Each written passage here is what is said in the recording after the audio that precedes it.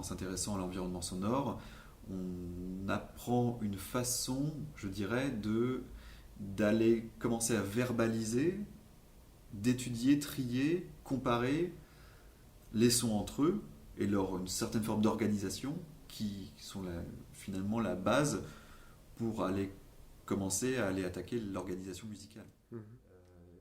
La rumeur, par exemple, du périphérique ou de cette fontaine qui coule, qui en fait, quand on l'enregistre, est quelque chose de très décevant parce que c'est vraiment une sorte de bruit comme ça, c'est pas très marrant. Ça sera plutôt de se dire qu'est-ce qu'on fait de ces longues trames continues et est-ce que musicalement ça a un intérêt ou pas. Et c'est là que ça devient très intéressant et qu'on va pouvoir aller vers la musique, la musicalité. Qu'est-ce qui fait qu'on va faire la différence entre un objet qui serait juste un montage sonore et quelque chose qui serait strictement musical? À quel moment ça devient de la musique? C'est une question qui va se poser aussi. Les enfants peuvent faire de la musique pendant 3 heures ou pendant toute une année sans rien savoir des sons, sans rien savoir de comment ça se propage, sans rien savoir de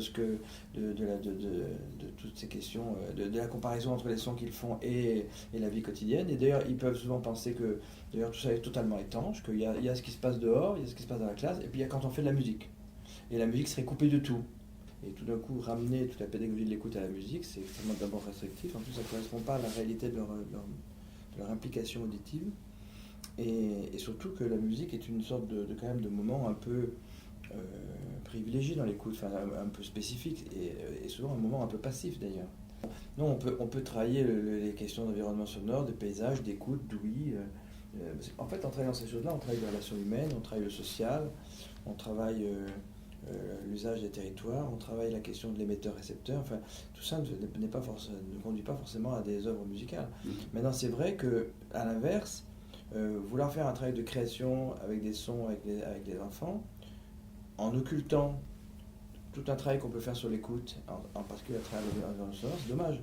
Donc ça, moi, je pense qu'au contraire, passer par là pour faire de la musique, c'est une très bonne idée, parce que ça ouvre à un monde musical beaucoup plus large, beaucoup plus tolérant et beaucoup moins réduit esthétiquement. Enfin, ça ne dit pas encore qu'est-ce que ça va être esthétiquement. Ça montre que la musique naît de la vie quotidienne, naît de notre rapport au monde. C'est une émanation. La musique, c'est précisément le moment où on organise ce qui s'organise naturellement le reste du temps. Même la cour de récréation, on observe une cour de récré d'une maternelle, par exemple. C'est génial parce que il y a ceux qui jouent dans un petit coin, tout seul, à plusieurs. Il y a une patinette qui va passer, il y a, je sais pas quoi, un ballon dans un autre coin. Et si on croque toutes ces trajectoires et toutes ces choses-là, on va avoir déjà une représentation, une partition graphique en quelque sorte, du mouvement, de ce qui est fixe, de ce qui est toujours typiquement un petit tourniquet ou une balançoire qui sera fixée au sol. Fatalement, elle ne va jamais changer de place. Donc ce son-là, on sait qu'il sera toujours à cet endroit-là.